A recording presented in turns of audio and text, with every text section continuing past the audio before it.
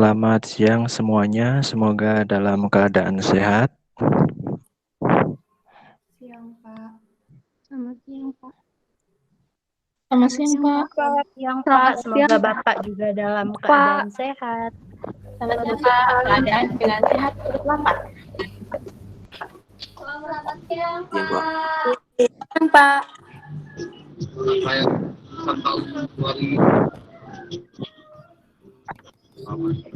Semua sudah hadir, jumlahnya berapa mahasiswa?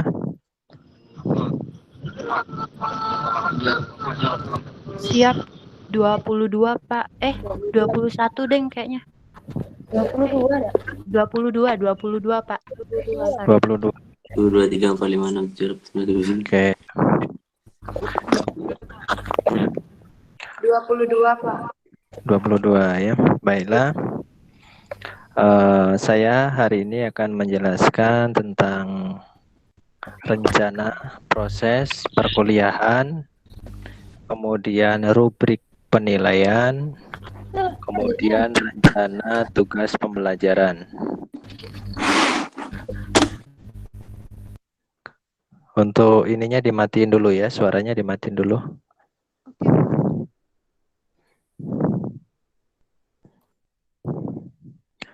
Untuk tugas nanti ya, ada tugas karena ini masih pandemi COVID-19. Jadi prosesnya nanti untuk teori kita masih gunakan metode virtual menggunakan daring. Nanti diawali harusnya menggunakan presensi melalui akun Lumen. Tapi untuk Lumen mulai besok nanti bersama Pak Denny. Untuk RPS-nya saya akan coba jelaskan. Perlu kenalan enggak usah ya. Teman-teman sudah kenal saya ya? Kenalan.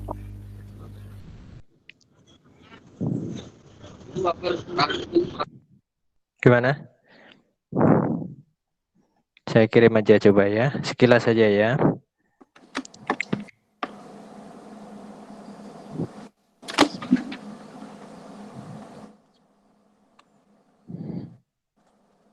Terlihat gambar saya?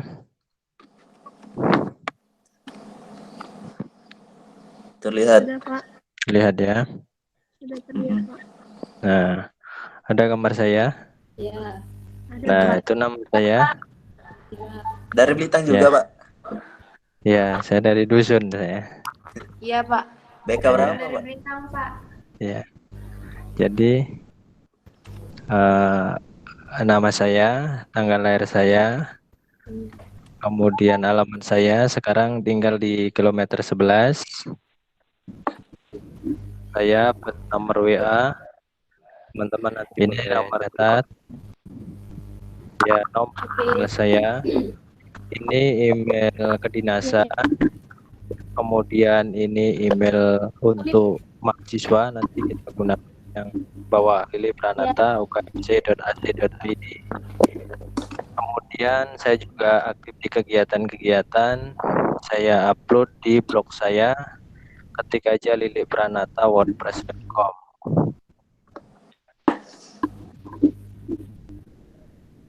Pranata kemudian punya web untuk materi-materi itu di UKMC Academy Edu Lili Pranata. Nanti teman-teman bisa akses itu. Ini pendidikan saya dari Bintang ya, dari Oku Timur.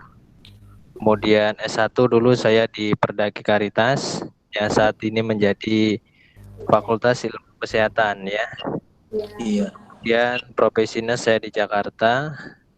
Saya bersama Pak Bangun sama Bu Rini. Nanti teman-teman juga ketemu. Pak Bangun itu satu angkatan dari SMP, SMA itu sekelas dengan Pak Bangun.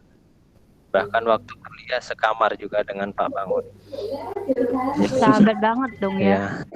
Ya. Kemudian S2 saya ambil di Universitas Sriwijaya, ambil jurusan anatomi fisiologi. Kemudian riwayat pekerjaan saat ini dosen di Caritas. Saat ini saya sebagai kepala penelitian di universitas. juga penasihat buku untuk pengantar anatomi fisiologi para medis untuk Elsevier Singapura tahun 2016.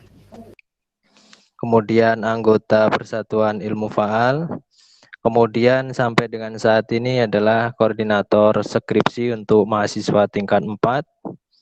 Kemudian tim kurikulum, kemudian advisor atau penasihat praktik manajemen keperawatan gerontik, kemudian pembimbing seminar nasional di S1 keperawatan. Ini beberapa kegiatan-kegiatan saya. Ya, ada beberapa pelatihan. Saya juga aktif di kegiatan sosial. Kalau teman-teman nanti mau gabung, ada namanya komunitas donor darah mahasiswa kesehatan. Kemudian ada komunitas generasi cinta lansia, ada rumah sunat Ibnu Sina. Jadi teman-teman nanti bisa gabung, kalau mau gabung itu kegiatan sosial yang banyak dilakukan oleh mahasiswa. Mungkin itu saja yang bisa saya sampaikan, nanti teman-teman bisa sharing di kedepannya kita saat pertemuan-pertemuan selanjutnya. Kita lanjut ke RPS.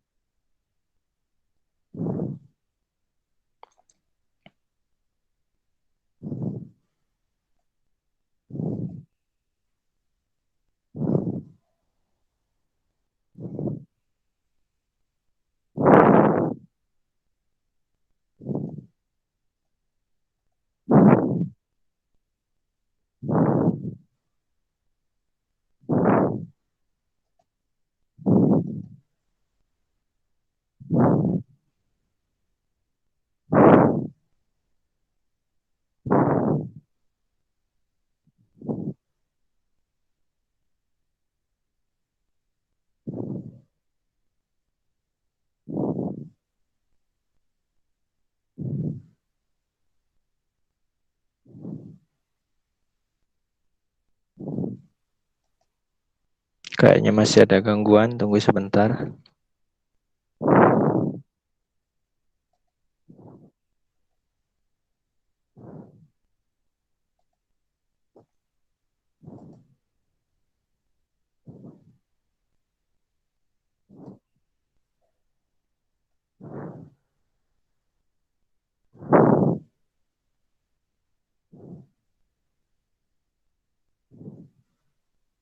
Untuk mata kuliah ilmu dasar keperawatan, jumlah SKS ada 4 SKS.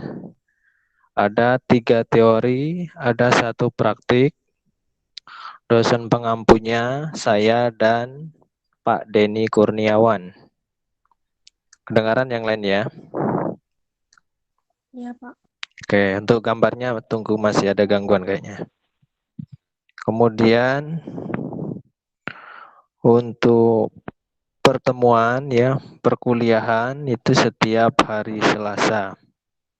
Paginya kita materi kurang lebih 150 menit untuk materi. Kemudian dilanjutkan untuk praktikum 1 kali pertemuan 170 menit. 170 menit itu udah penuh, nanti ada dibagi bertahap. Yang pertama bisa pendahuluan, bisa isi, bisa akhir, nanti bisa pretest, bisa posttest dan sesuai. Nanti menyesuaikan dalam keadaan ya. Mudah-mudahan ini cepat selesai sehingga kita bisa praktik di di lab ya. Kalau seperti ini susah kita praktiknya.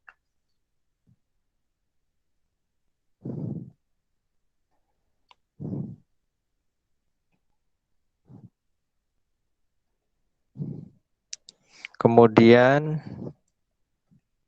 untuk jadwalnya teman-teman nanti bisa lihat tidak tahu nanti di Lumen di sharing atau tidak. Nanti saya akan berikan juga RPS-nya. Sebentar.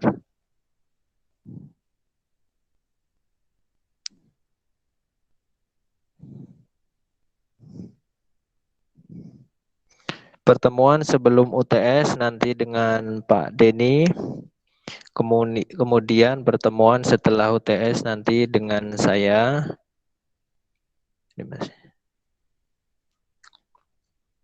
Untuk UTS nanti direncanakan pada bulan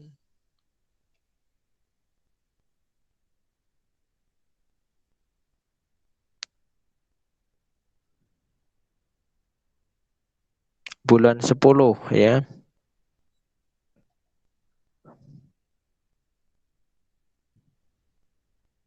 Saya gabung dulu kayaknya tadi terkeluar dia.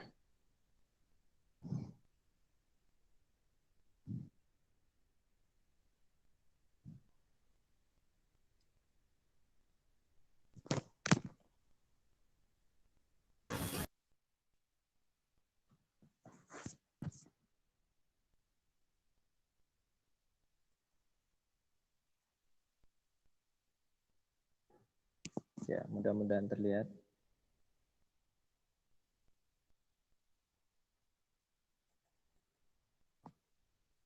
Terlihat ya? Terlihat? Siapa? Iya. Iya Pak, terlihat. Ya. Jadi ini teman-teman nanti bisa dibaca karena panjang sekali. Nanti takutnya sampai sore tidak selesai baca ini. Ini capaian pembelajaran. Nanti ini poin pertama, bertakwa kepada Tuhan Yang Maha Esa dan mampu menunjukkan sikap religius. Nah ini ya sampai dengan nanti. Nah kita langsung masuk ke poin pentingnya untuk masuk ke bagian materi.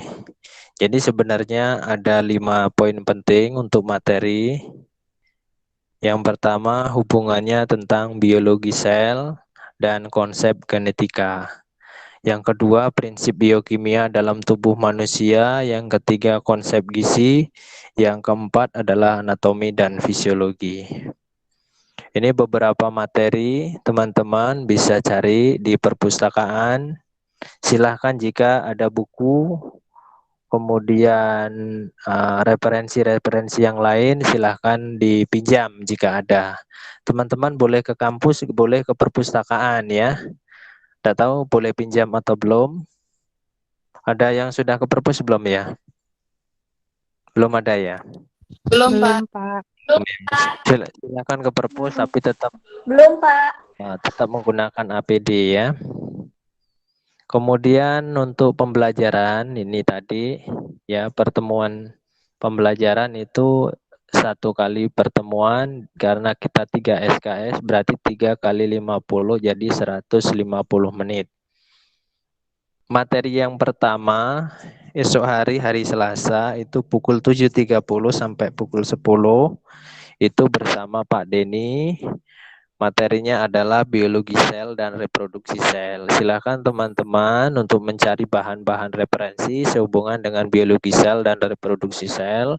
Bisa di internet, di jurnal dan sebagainya ya. Pertemuan minggu kedua ya, itu tentang genetika, itu tentang konsep dasar genetika, DNA, RNA dan sebagainya. Kemudian pertemuan ketiga itu keseimbangan cairan, elektrolit, asam basa. Nanti menceritakan bagaimana cairan yang ada di tubuh manusia dan bagaimana prosesnya ketika kita kekurangan cairan, kelebihan cairan, dan sebagainya. Pertemuan keempat nanti tentang metabolisme zat gizi. Ini juga bersama dengan Pak Denny. Kemudian pertemuan kelima itu konsep gizi dengan Pak Denny. Nanti dibahas tentang bagaimana gizi dalam tubuh kita sebagai seorang manusia, mekanisme kerjanya gizi itu di dalam tubuh kita ya. Kemudian pertemuan keenam tentang anatomi fisiologi sistem pernapasan nanti bersama Pak Denny bagaimana mekanisme kita dapat bernapas, organ-organ apa saja yang bisa mengganggu pernapasan kita ya. Saat ini lagi pandemi COVID-19 ini terutama menjadi pemikiran kita semua bahwa salah satu masuknya atau transmisi dari virus itu melalui saluran pernapasan. Nah, ini nanti menjadi menjadi titik Anda untuk belajar lebih dalam tentang pernapasan nanti bersama Pak Denny. Kemudian di pertemuan ke-7 ini tanggal 10 tanggal 20 bulan 10 ya, seminggu kita sekali ketemu tapi dari pagi sampai sore. Nah, yang di pertemuan ke-7 nanti dengan Pak Denny tentang sistem kardiovaskuler nanti akan menjelaskan mekanisme tentang kerja jantung, kemudian aliran darah ke jantung, tentang kelistrikan jantung, kemudian macam-macam pembuluh darah, kemudian bagaimana cara kerja jantung ketika dia stres, ketika dia olahraga, ketika dia senang, ketika dia sedih, ya, ketika dia ada gangguan atau disorder atau penyakit dan sebagainya. Nanti akan dijelaskan di pertemuan ke-7 Pak Denny. Kemudian pertemuan ke-8 nanti UTS, ya. Untuk UTS teman-teman nanti biasanya menggunakan aplikasi exam atau menggunakan Google Form. Tapi nanti akan diinformasikan lebih lanjut oleh Pak Denny prosesnya seperti apa, tetapi teman-teman nanti boleh menginformasikan kepada PJ-nya biar PJ-nya menyampaikan ke Pak Denny apa yang disiapkan. Jadi nanti pada saat ujian tidak bingung menggunakan aplikasi-aplikasi yang nanti akan digunakan. Kemudian untuk pertemuan ke-9 nanti dengan saya belajar tentang dasar-dasar anatomi dan fisiologi, kemudian istilah dasar anatomi dan mekanisme fisiologi bagaimana tubuh kita bekerja. Ya, ini yang kedua anatomi fisiologi sistem muskuloskeletal. Bagaimana Anda bisa berjalan, bagaimana Anda bisa berlari, bagaimana Anda bisa melompat-lompat. Nah, nanti kita akan bahas apa strukturnya, bagaimana cara kerjanya dan untuk apa fungsinya. Kemudian pertemuan ke-10 nanti bersama saya, setelah UTS bersama saya nanti ini belajar tentang pencernaan. Selama ini yang kita tahu bahwa kita makan habis itu keluar lewat bawah ya. Kita akan pelajari mulai masuk ke mulut kita sampai dengan keluar dalam bentuk feses atau hasil buang. Ya, hasil buangnya sebenarnya ada dua macam ya. Ada yang ke depan, ada yang ke bawah. Kalau ke depan dalam bentuk cairan, ke bawah dalam bentuk padat ya. Kalau padat namanya sistem pencernaan. Kalau dalam bentuk cairan namanya nanti sistem perkemihan. Kita akan bahas. Jadi apa yang kita konsumsi selama ini bentuknya padat, bentuknya cantik, bentuknya bagus, ketika keluar sama saja. Bagaimana prosesnya di dalam tubuh kita? Ya, itu nanti kita akan bahas mulai dari organnya, mulai dari letaknya, mulai dari pembuluh darah, saraf dan sebagainya. Itu nanti di anatomi sistem pencernaan. Nah, ini yang tadi untuk anatomi fisiologi sistem perkemihan. Bagaimana kita bisa berkemih sedangkan kita makan dan minum kan tidak kita pisah, semua masuk ke rongga mulut atau rongga hidung atau langsung ke lambung. Jadi nanti ketika proses di dalam tubuh ada namanya proses pemilahan di mana air itu akan diserap oleh tubuh melalui usus-usus melalui ke pembuluh darah. Nah, pembuluh darah nanti akan disaring, ada difiltrasi, masuklah ke ginjal. Dari ginjal itu nanti akan dikeluarkan melalui sistem perkemihan ya, melalui alat genitalia baik laki-laki dan perempuan. Nanti ini hubungannya dengan sistem perkemihan ya. Nanti kita akan bahas bagaimana jika ada kelainan-kelainan atau disorder ya, atau kelainan-kelainan pada sistem perkemihan. Kemudian pertemuan ke-12 nanti belajar tentang anatomi fisiologi sistem endokrin. Apa itu endokrin? Endokrin itu sebuah kelenjar. Kelenjar yang menghasilkan hormon. Jadi hormon itu namanya sistem endokrin. Sistem itu ada dua ya. Kelenjar itu ada kelenjar luar, ada kelenjar dalam. Kalau endokrin itu di dalam, kalau eksokrin itu di luar. Kalau yang endokrin nanti kita akan banyak bahas karena itu tidak bisa kita lihat karena endokrin itu hanya melalui pembuluh darah dan melewati darah. Sedangkan eksokrin bisa kita lihat, salah satunya adalah keringat. Itu adalah penghasil yang dihasilkan oleh kelenjar melalui pori-pori tubuh kita ketika kita menghadapi cuaca yang ekstrim seperti panas dan sebagainya. Kemudian ada anatomi fisiologi sistem persepsi sensori. Yang kita tahu persepsi atau kita sebut waktu di SMA namanya panca indera. Panca indera kita tahu 5 ya, ada 5. Yang pertama adalah penglihatan.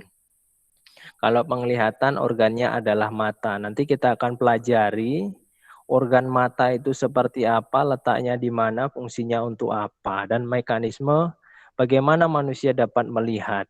Ya, bayangkan saja kalau teman-teman tidak bisa melihat, itulah namanya anugerah Tuhan yang Maha Esa. Teman-teman di sini bisa melihat sehingga bisa kuliah daring, melihat dari handphone, melihat dari laptop, melihat dari gadget dan sebagainya. Itu salah satunya kerja dari persepsi sensorik, khususnya adalah indera penglihatan. Kalau cuma indera pendengaran saja kan Anda nggak bisa merasakan wah itu cantik sekali, wah itu indah sekali. Karena yang membuat indah dan cantik adalah penglihatan, itu anugerah Tuhan. Ya, jadi tidak ada manusia yang miskin. Ada nggak yang miskin?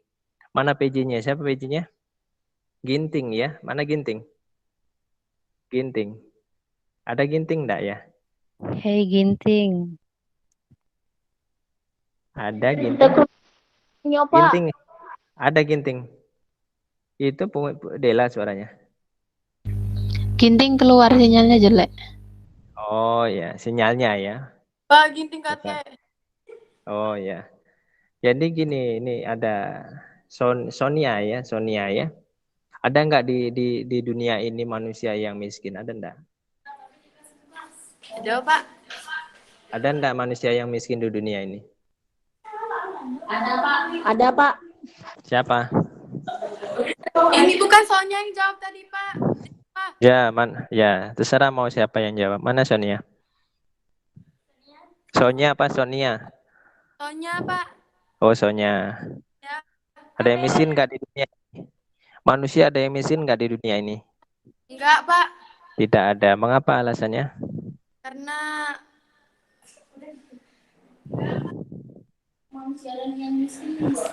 Tidak ada Pak, soalnya dia memiliki berdaya.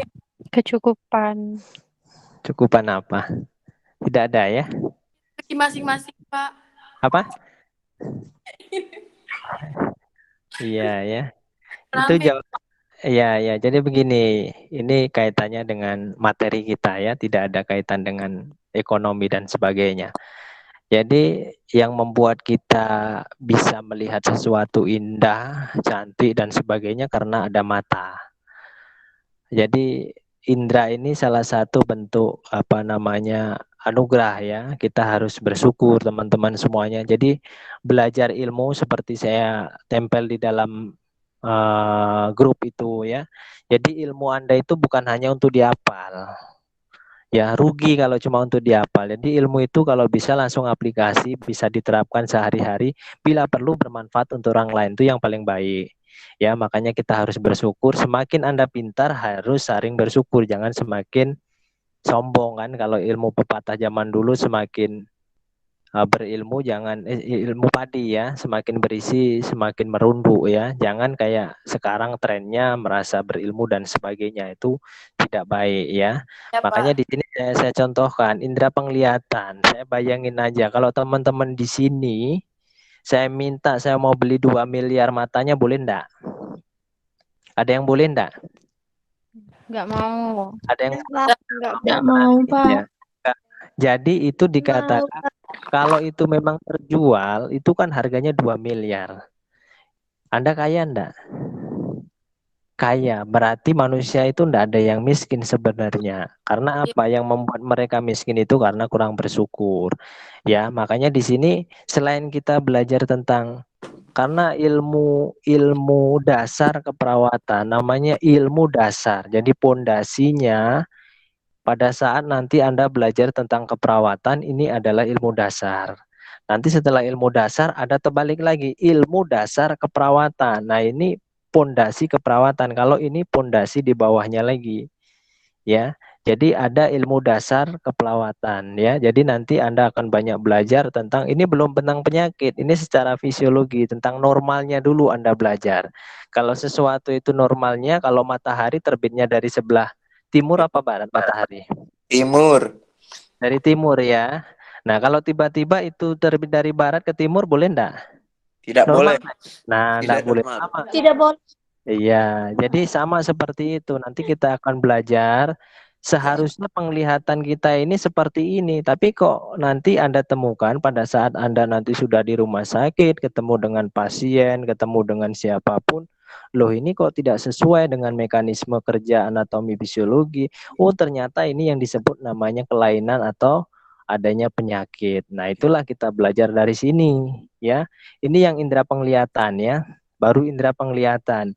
Belum penghiduan. Anda bisa menghidu bau-bauan yang wangi, yang bau, yang apek. Nah, kalau sekarang kan Anda tidak bisa mencium apapun karena Anda di rumah masing-masing kecuali mencium bau Anda sendiri-sendiri ya, atau bau ibu Anda masak dan sebagainya. Tapi mudah-mudahan insya Allah tahun depan kita bisa tatap muka. Jadi nanti bisa melihat bau teman-teman Anda selama sekelas itu nanti ada yang bau apek, bau wangi, bau macam-macam dan sebagainya. Ini salah satu bentuk anugerah karena ada penghiduan. Tidak semua orang bisa bagus penghiduan, sama penglihatan, tidak semua orang bisa melihat. Ya, tinggal Anda yang sekarang bersyukur ya. Yang ketiga adalah anatomi fisiologi indera pengecap. Ini pengecap ini bisa merasakan lidah Anda. Jadi kita makan enak itu sebenarnya hanya di lidah. Jadi kalau Anda beli makanan harganya 10 juta ya, satu porsi, satu mangkok itu hanya enaknya di lidah. Setelah lewat lidah itu tidak ada enaknya. Yang bisa merasakan itu gurih, nikmat itu hanya di lidah. Bayangin aja kalau Anda nggak punya lidah. Ya, apalagi lidah Anda terganggu. Dan rasa enak itu cuma manis, asin, asam, pahit. Ya, pedas itu bukan rasa ya, tapi sensasi. Nah, itu hanya ada di lidah. Setelah masuk kerongkongan, masuk pencernaan, nanti tidak ada lagi rasa. Yang dirasakan cuma rasa panas, rasa dingin, keras, atau tajam. Ya, itu salah satu bentuk anugerah. Jadi makan ya, pengecap ya. Kemudian pendengaran. Pendengaran ini juga menjadi apa namanya? Poin penting ya, kita bisa melihat tapi tidak bisa mendengar ya. Mendengar ini kalau misalnya ada yang gangguan ya nggak bisa mendengar, akhirnya apa? Dia bisu. Ya banyak orang bisu itu tidak bisa mendengar, tidak bisa ngomong dia ya. Makanya Anda bersyukur sekarang Anda bisa mendengar, Anda bisa ngomong. Bayangin kalau Anda bisu, bisa nggak Anda masuk ke Pikes? Nggak bisa. Bisa nggak kalau Anda misalnya nggak bisa melihat, maaf misalnya ya, saudara-saudara kita yang tidak bisa melihat, bisa nggak dia masuk ke Pikes? Nggak bisa. Gimana nanti merawat orang-orang yang sakit ya. Kemudian yang ketiga, indera peraba. Peraba ini hubungannya dengan kulit. Nanti kita akan pelajari bagaimana kulit kita ini bisa merasakan sesuatu walaupun sesuatu kecil sekali. Pernah Anda rasakan misalnya ada semut kecil nempel di permukaan kulit ya. Di permukaan tubuh kita itu banyak saraf-saraf terbuka. Kalau kita tahu ada namanya kelistrikan itu ada listrik itu ada kabel-kabel yang terbuka. Nah, itulah saraf seperti kita di permukaan kulit seperti itu. Ya, kalau ada semut, ada apa yang kecil itu sekali di permukaan kulit kita pasti terasa. Itu bagian-bagiannya. Kemudian kita akan belajar nanti tentang anatomi sistem persarapan. Ya, sistem saraf kita, bagaimana kita bisa mengendarai motor ya. Mata kita melihat ke depan, kaki kita ngejak gas, kemudian belakang kita sambil ngajak ngobrol ya, pacarmu itu di belakang yang berduaan biasanya pulang pergi. Kok bisa Anda bisa berjalan? Kemudian kok bisa Anda tidak jatuh? Bagaimana sih kerja saraf kita? Nah, itulah yang akan kita bahas ya. Sama seperti saat ini teman-teman mendengarkan, teman-teman melihat, mungkin ada yang sambil tiduran, mungkin ada sambil lain sebagainya ya. Ada yang benar-benar melihat dan sebagainya, itu bagian dari sistem saraf. Ya, makanya yang baik belajar itu mendengarkan, melihat dan menulis. Itu yang paling bagus ya. Kemudian kita akan belajar tentang anatomi, ini yang terakhir nanti belajar tentang anatomi fisiologi sistem reproduksi. Jadi nanti akan memahami bagaimana proses, kita tidak belajar tentang kelahiran, tidak ya. Nanti ada materinya sendiri namanya maternitas. Yang kita pelajari bagaimana sih seorang laki-laki dan perempuan bertemu menghasilkan seorang laki-laki lagi, maksudnya beregenerasi. Ya, jadi nanti kita akan belajar kalau si perempuan mengapa dia menstruasi. Kalau tidak menstruasi mengapa, laki-laki mengapa harus mimpi basah. Reproduksinya, mengapa kok ini ada gangguan, ini ada keputihan dan sebagainya. Nanti kita akan bahas di situ bagaimana disorder ya. Disorder itu gangguan pada reproduksi dan baik laki-laki ataupun perempuan. Nanti kita akan bahas di pertemuan bulan 12. Nah, ini sebelum Natal ya, sebelum libur Natal biasanya ya. Kemudian kita UAS. Nah, UASnya itu nanti di bulan, ini salah ini ya, bukan 2000 ya. Ini sebentar. Mana tadi? Ini bulan 1 ya. Ini bulan 1, nanti saya revisi. Ini di bulan 1. Ini di bulan 1 ya. Ini 2021. Jadi UASnya 2021. Ya. Jadi nanti UASnya setelah libur tahun baru. Libur tahun baru itu panjang sekali. Biasanya mulai tanggal 20, 21 sampai dengan masuk tanggal 3 atau tanggal 2. Ya, 1 tahun Anda libur nanti ya. Mudah-mudahan masih ingat materinya. Kemudian nanti ada praktiknya ya teman-teman semuanya. Ini baru teori ya. Untuk praktiknya sama waktunya hari Selasa pukul 10.45 sampai 13.35, kurang lebih setengah 2 lewat ya. Masuknya sekitar jam 11 kurang. Jadi materinya sama, nanti materi untuk untuk praktikum nanti akan disesuaikan dengan dosen pengampu, nanti Pak Denny dengan Pak Denny, saya dengan saya, nanti sesuai materinya sama dengan teori. Jadi di praktikum adalah aplikasi dari teori yang dijelaskan. Kalau misalnya seperti ini, saya jelaskan misalnya anatomi tentang reproduksi laki-laki. Ketika saya jelaskan kan Anda hanya berhalusinasi ya, bentuknya seperti itu, kemudian ini seperti ini ya. Tapi ketika nanti praktikum seharusnya saya akan jelaskan, 3 dimensi ya. Bila perlu Anda praktik langsung, Anda bisa melihat, ini bagaimana organnya. Sama misalnya tentang pencernaan, bagaimana sih bentuknya dari lambung manusia itu seperti apa. Kadang ada orang kalau kemarin P2K2-nya online juga ya. Online ya. Pakai online semua ya. Kalau tahun kemarin kan tidak online ya. Apa P2K2 namanya apa ospek ya. Nah, ospeknya itu kalau langsung itu ada yang sakit emah dan sebagainya. Yang kita pikir di mana letaknya lambung itu. Yang kita sering tahu kan cuma nyeri nunjuk-nunjuk, aduh sakit ya di dalam perut Anda. Tapi Anda tidak pernah memikirkan bentuknya seperti apa, sakitnya di mana ya.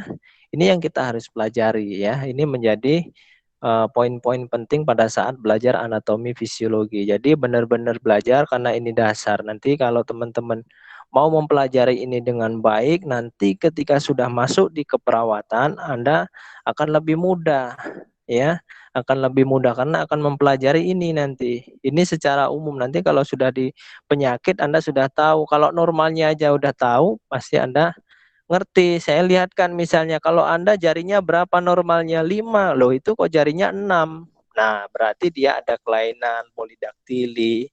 Itu harusnya lubang hidungnya 2, kok itu 1? Itu ada kelainan dan sebagainya. Itu menjadi proses pembelajaran. Jadi kita bisa tahu di awal. Jadi teman-teman semuanya jangan sampai nanti pada saat perkuliahan menghilang ya. Saya tidak mau menghilang karena di kondisi pandemi seperti ini kita tidak tahu kuota yang harganya mahal dan sebagainya. Nanti saya juga nggak ngerti ya. Teman-teman ada subsidi juga nggak tahu ya. Jadi silahkan nanti teman-teman semuanya untuk disiapkan kuota karena kalau perkuliahan dari pagi sampai sore enggak tahu mau habis berapa giga nanti ya. Kalau teman-teman mau ke kampus silahkan boleh ke kampus, nanti di hotspot gratis ya, WiFi-nya gratis dan sebagainya, tetap protokol kesehatan ya. Kemudian ini materi dan sebagainya.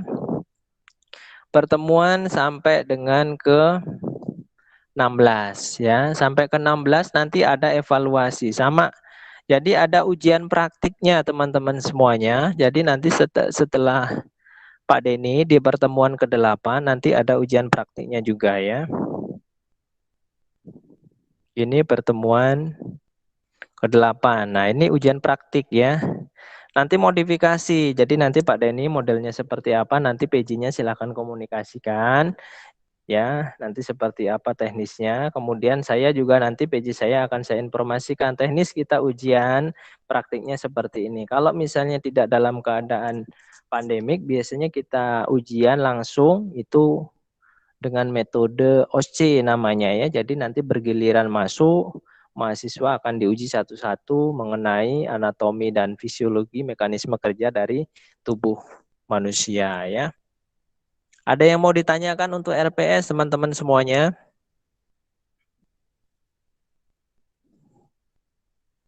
Ada yang mau ditanyakan?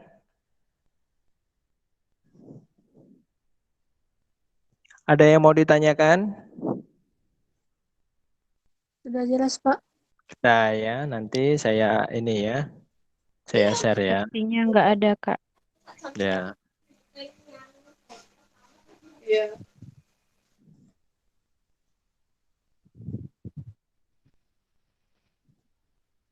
Saya masuk di rubrik penilaian sama rencana tugas.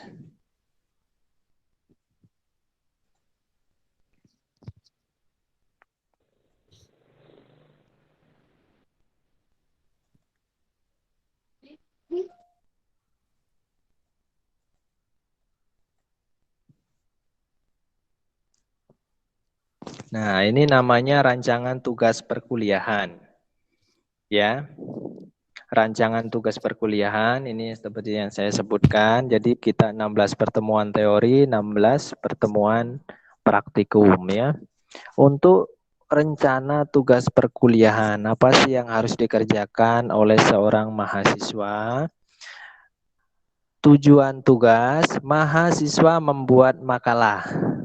Pak, bagaimana buat makalah? Pak, kami jauh-jauh, Pak. Kita kan nggak boleh bergerombol gitu ya. Boleh Anda bergerombol, tetapi tetap jaga jarak ya. Kalau mau misalnya satu-satu, tetap jaga jarak. Atau tetap Anda komunikasi melalui virtual ya. Boleh teman-temannya melalui Meet, melalui WA Group kan. WA bisa sekarang teleponan sampai 9 ya, bukan hanya 4 ya saya kira ya. Jadi nanti bisa Anda komunikasikan dengan yang lain. Jadi nanti membuat makalah dan membuat PPT. PPT itu artinya PowerPoint ya. Nanti teman-teman, PPT itu artinya PowerPoint. Kemudian nanti teman-teman di sini dibagi menjadi 5 kelompok. Ya, silahkan nanti disesuaikan untuk PJ-nya membantu untuk membagikan. Jadi objek garapan nanti saya bagi menjadi 5 kelompok. Kelompok pertama adalah anatomi fisiologi indera penglihatan. Yang kedua anatomi fisiologi indera penghidungan. Yang ketiga indera pengecap. Yang keempat indera pendengaran. Yang kelima indera peraba. Itu untuk kelompoknya nanti bisa dibagikan oleh PJ-nya. Kemudian isinya apa? Jadi kita harus tahu isinya.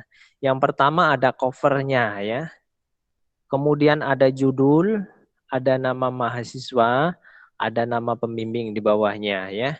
Kemudian ada kata pengantar, ada daftar isi.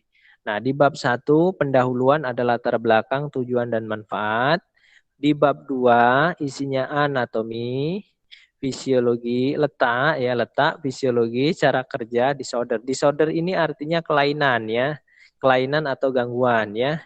Kemudian contoh pada kehidupan sehari-hari. Apa itu contohnya? Misalnya saya contohkan penglihatan. Jadi penglihatan ini apa sehari-hari yang kita bisa lakukan di dalam organ mata kita ya, melihat itu apa yang bisa kita contohkan sehari-hari, misalnya apa? Ini Tria Okvita ya. Ada ini. Iya Pak, Ya. ada. Ya, kalau Anda gunakan mata Anda, ya apa yang Anda bisa contohkan mengenai kemanfaatan mata Anda saat ini? Bisa Mata. untuk melihat Pak. Hah?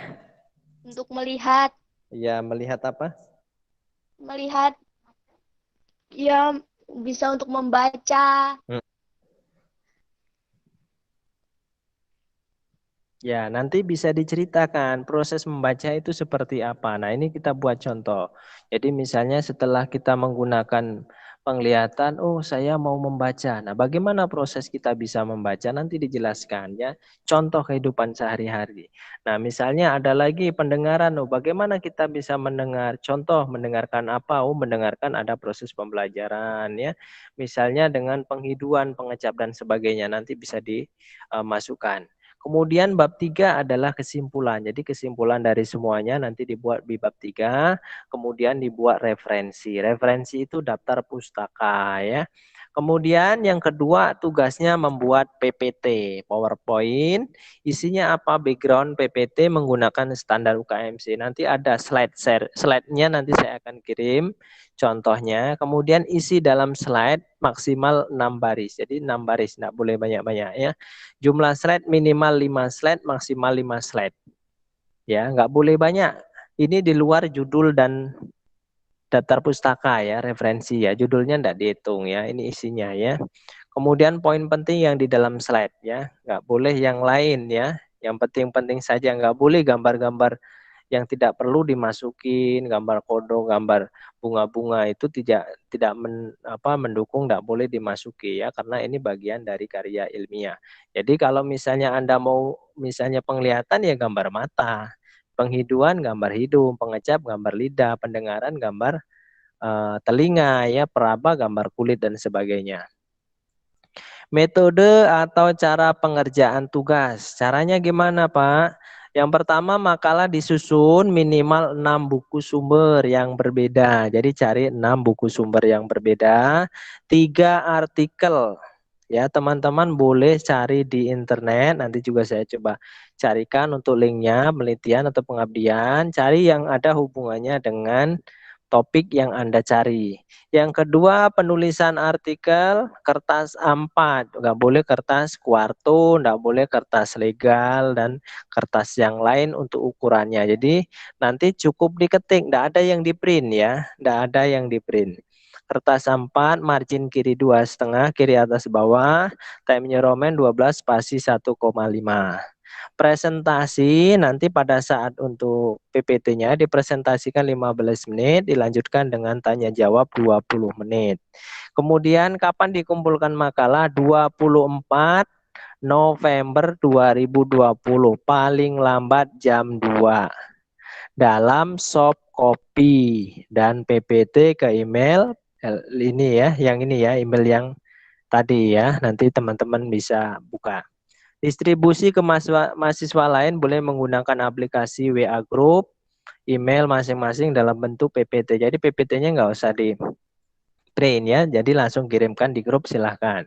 Keterlambatan pengumpulan tugas akan diberikan pengurangan nilai tugas 1% per hari. Kalau Anda 30 hari ya 30%. Kemudian luarannya dalam bentuk nanti makalah dan PPT. Nanti makalah Anda akan saya publish di Akademi Edu, PPT Anda saya akan publish di SlideShare ya. Kemudian media yang kita gunakan adalah media online. Jadi media online ini nanti bisa menggunakan Meet Google, bisa Zoom, kemudian Lumen ya, aplikasi Lumen yang kita baru ini kita pakai, nanti mudah-mudahan lancar karena hari ini masih ada beberapa kendala. Kemudian kriteria penilaian ini 50%, presentasi 5%, artikel ini untuk presentasinya ya. Ada yang mau ditanyakan untuk ini? Ada yang mau ditanyakan?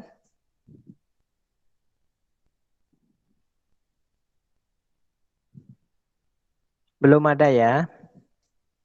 Oke, kalau belum kita lanjut.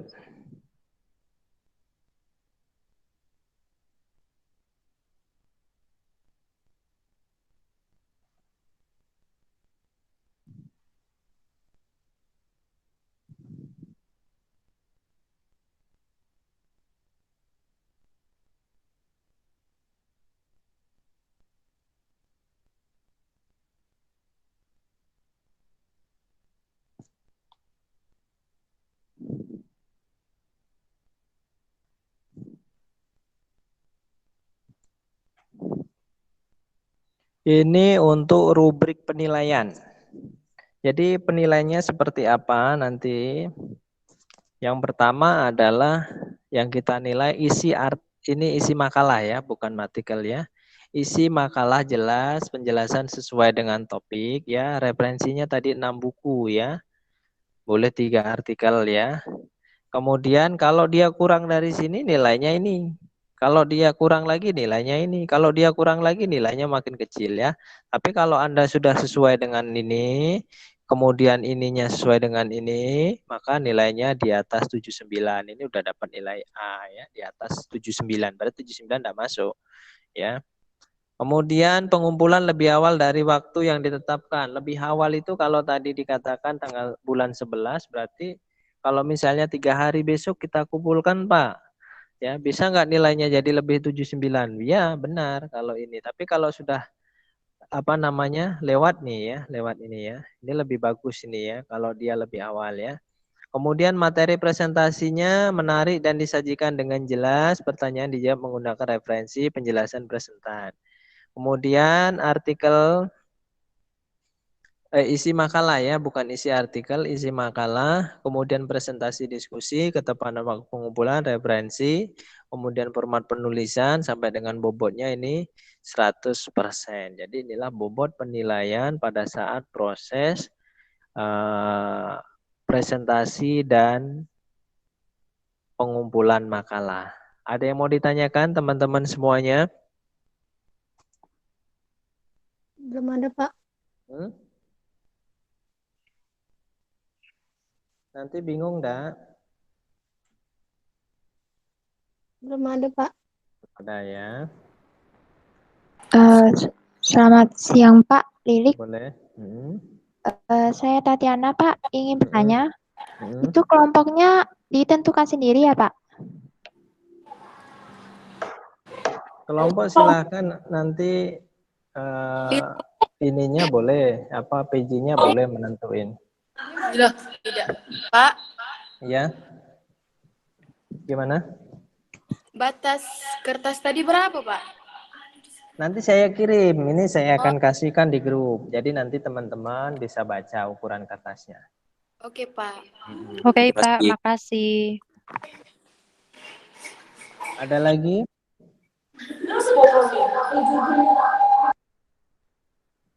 Ada lagi? Ada lagi tidak? Sudah jelas Pak. Nanti enggak paham. Rugi mumpung dikasih kesempatan untuk bertanya, nanti enggak bertanya.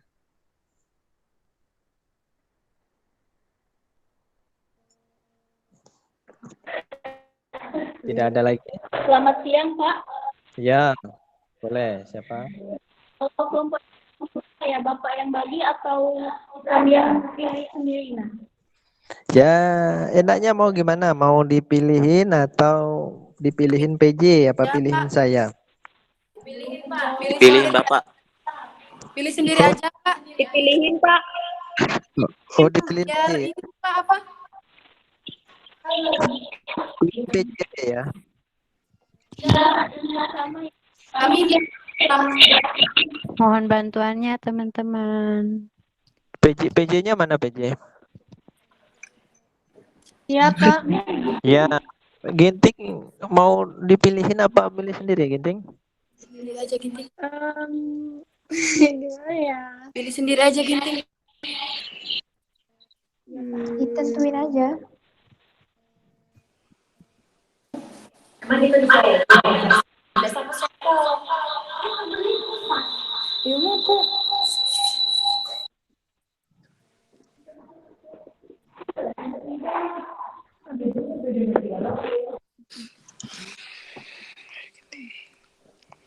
Ayo Ginting.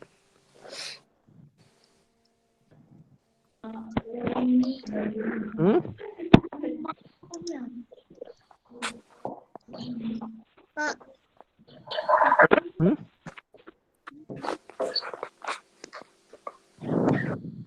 Gimana kalau Bapak baik? Oh, ya. Bapak aja yang ini pilihin. Ya. Berarti 5 jumlahnya berapa? 25 ya? 22. Terus. Oh, 22 ya. Iya, Pak.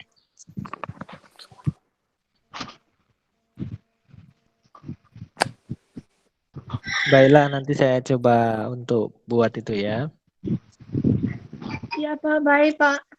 Terima kasih, Pak. Hmm. Kasih Pak.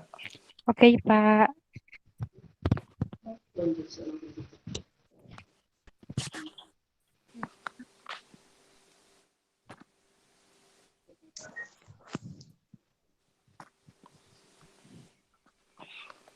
Ada lagi mau ditanyakan? Pak. Hmm. Ini kan kami di asrama ya Pak. Hmm. Nah kalau dapat kelompok yang beda itu agak susah kayaknya Pak. Hmm. Gimana? Kami ada 5 orang Pak di asrama.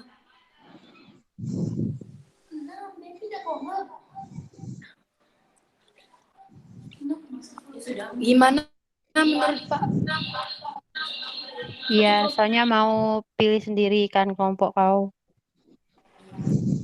6 orang ya di asrama ya? Iya. Mewakili semuanya ini Pak.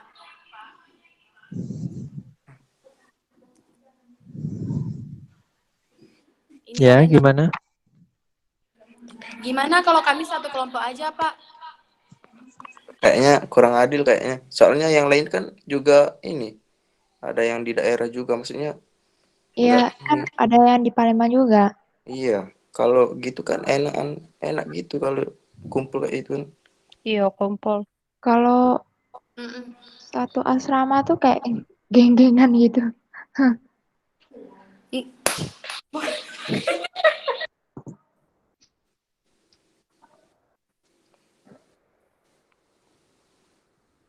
Jadi nanti saya akan bagi ya, entah itu anak asrama atau anak dari Belitung ya, entah dari mana ya, nanti saya aduk-aduk aja ya. Iya Pak. Karena saat ini komunikasi bisa gunakan lewat virtual ya. Jadi penyusunan tugas tidak harus tatap langsung. Saya bilang tadi bisa komunikasi melalui WA Group, bisa melalui Meet, bisa melalui Google. Teman-teman juga bisa gunakan Meet. Ya, teman-teman buka. Sudah pernah gunakan Meet belum? Sudah bisa gunakan Meet belum? Sudah, Pak. Ya, gunakan Sudah, sendiri, Mas. Pak. Nah, jadi teman-teman kan bisa gunakan Meet kepada teman-temannya sendiri. Jadi misalnya ada pertemuan, ada ini silakan Anda gunakan ya. Jadi fasilitas itu Anda gunakan ya. Jangan sampai nanti Anda cuma orang A, B, C yang CD-nya tidak mengerjakan. Takutnya seperti itu nanti. Itu saja ya. Kalau tidak ada lagi boleh silakan. Mau nanya dong, Ya, gimana? nama saya Riana. Ini Pak, saya mau nanya yang itu kan bukunya itu katanya suruh nyari di perpus. Nah, sekarang saya ini masih di desa, belum Ya. ke Palembang. Itu Ya. gimana ya Pak? Sedangkan Ya. di saya itu nggak ada tempat untuk buku begitu. Perpustakaan. Iya. Ya. Ya, Eva ya. Eva masih di dusun berarti ya? Pak. Oh ya, mana di Sekayu ya? Bukan, di jalur 16. Oh, jalur ya. Moros. Ya. Oke, jadi untuk buku itu ada namanya e-book ya, elektronik buku ya. Jadi buku itu ada buku cetak, ada buku elektronik. Jadi teman-teman bisa buka di Google ya. Di Google itu ada namanya Google Book ya. Di situ ada teman-teman bisa searching, bisa cari tentang buku-buku.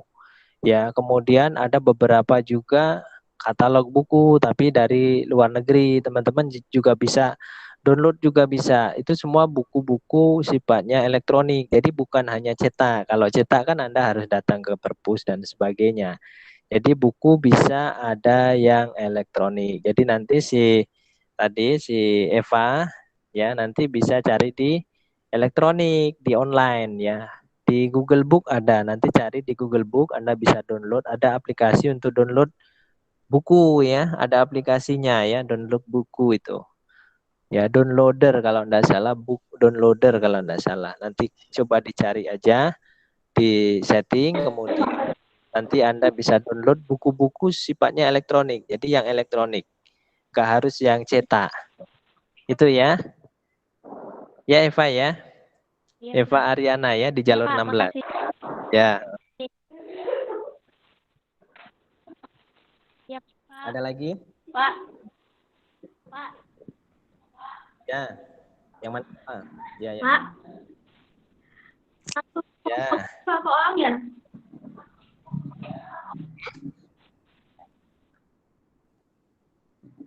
Gimana?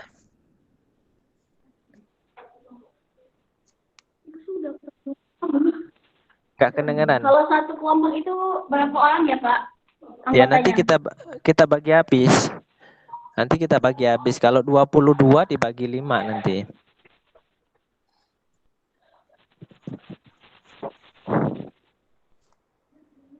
Ada lagi? 22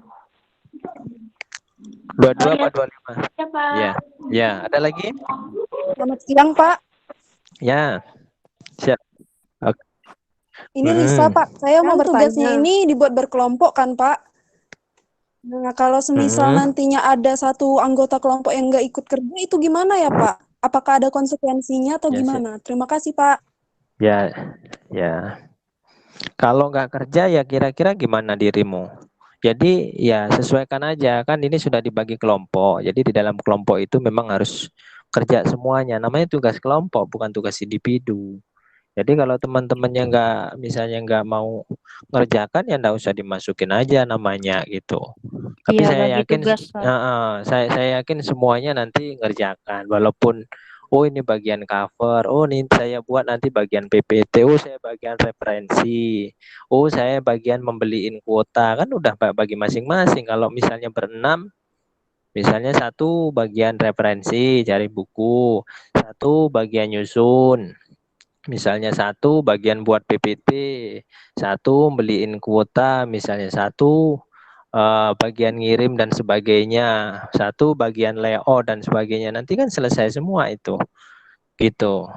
Ya, jadi kalau memang dia nggak ngerjakan sama sekali ya nggak usah dicantumi namanya, apalagi di calling, di WA, di telepon dan sebagainya nggak ada respon dan sebagainya. Kalau memang dia memang sengaja, ya nggak usah tulis namanya. Tapi kalau memang dia misalnya ndak ada kabar karena misalnya handphonenya hilang, kemudian dia masih di tengah hutan dan sebagainya, ya kita harap maklum kalau itu. Gitu Oke, ya. Pak. Ya, Oke, ya. Pak. Ada lagi? Tidak ada?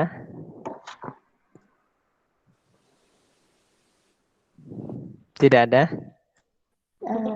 Cukup ya? Tidak ada? Cukup? Saya, Pak. Ya, boleh. Saya, Pak, mau tanya. Ah, ya gimana Lucy? Saya, ya, Pak.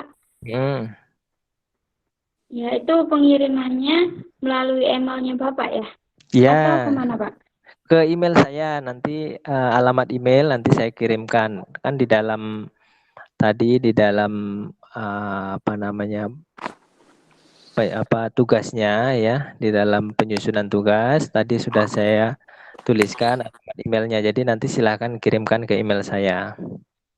Oh ya, nanti itu bentuk file ya Pak ya? Ya, bentuknya file. Baik Ya. Pak, terima kasih. Ya. Ada lagi?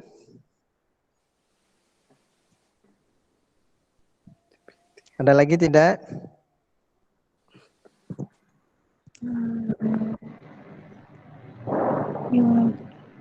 Ada tidak? Tidak ada? Sepertinya sudah jelas, Pak. Sudah ya. Ya, kalau sudah jelas, demikianlah untuk penjelasan RPS, RTP atau RP, mata ajar ilmu dasar keperawatan 1. Besok mulai perkuliahan dengan Pak Denny pukul 7.30. Mohon informasikan kembali PJ-nya hari ini mengingatkan bahwa besok ada kuliah IDK, paginya teori, siangnya laboratorium. Nanti terserah mau dimodifikasi apakah mau masuk dulu teori dan sebagainya, nanti diserahkan penuh oleh dosen pengampu. Itu saja, saya mohon maaf jika ada salah penyampaian dan sebagainya. Saya ucapkan terima kasih. Selamat siang dan selamat melanjutkan aktivitasnya kembali. Siang Pak. Selamat siang, Pak. Pak, terima kasih, Pak. Selamat siang, Pak. Terima kasih atas informasinya. Aku nanya. Aku kamu ini.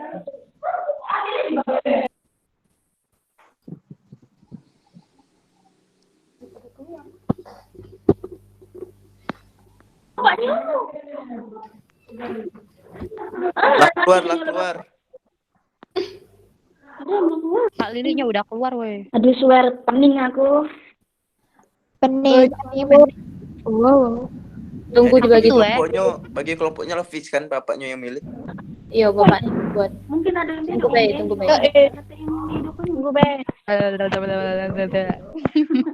Ya.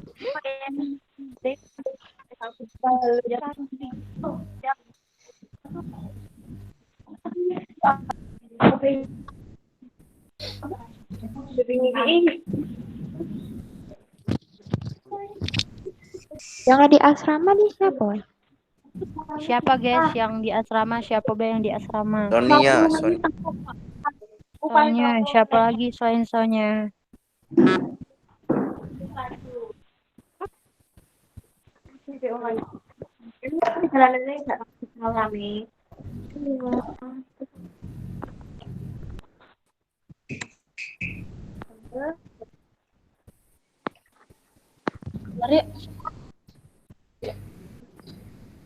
Sekarang mau misalnya lagi ngerti.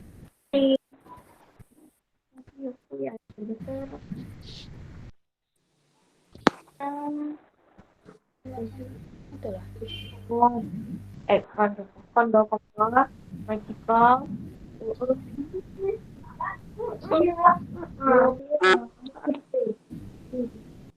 Makan iki dulu.